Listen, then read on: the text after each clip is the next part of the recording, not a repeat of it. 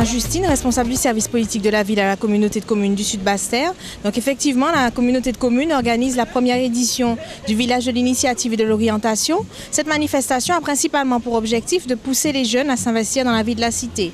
L'investissement dans la vie de la cité passe en premier lieu par le choix de l'insertion, les filières d'orientation. Donc on propose aux jeunes de venir s'informer sur les filières d'orientation, que faire après la 4e, la 3e, la terminale, étudier, travailler dans la Caraïbe à l'étranger, mais aussi l'investissement dans la vie de la cité passe par l'engagement. L'engagement soit associatif ou l'engagement par le biais du volontariat.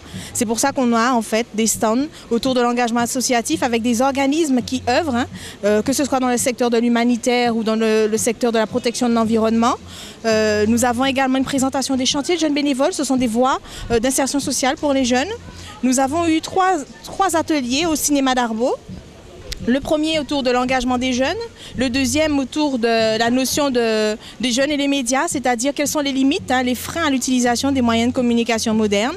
Et un dernier atelier qui n'est pas encore terminé au cinéma d'Arbaud, autour de l'insertion sociale et professionnelle des jeunes. Donc vous voyez une manifestation très riche avec tout un ensemble d'animations, puisque nous avons un stand autour de la créativité, donc des ateliers graphes et de customisation avec l'association 4KG, mais également des jeux concours avec l'association Adèle et un atelier d'écriture théâtrale avec l'association Caraïbes Arts Métis de Saint-Claude.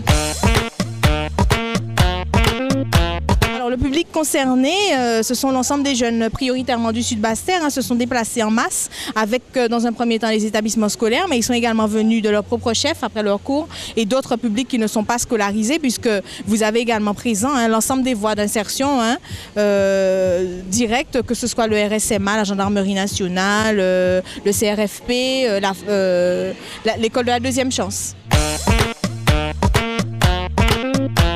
On peut dresser un bilan positif de la manifestation. On s'attend à une deuxième édition, probablement courant février 2011.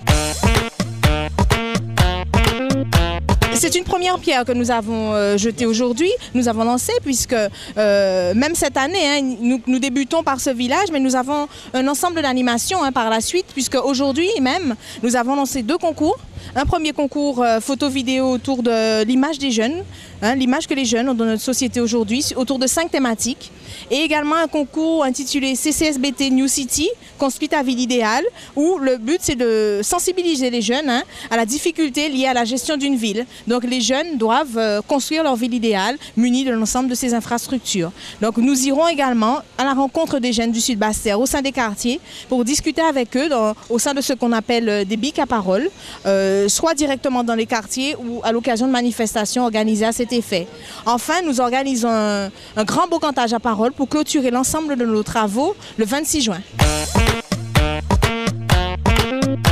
Exactement, la communauté de communes du Sud Basse-Terre cherche à rendre les jeunes maîtres de leur destin, parce que selon nous, l'orientation du jeune ne doit pas être subie, mais elle doit être choisie. Un maximum de jeunes insérés professionnellement, mais surtout socialement.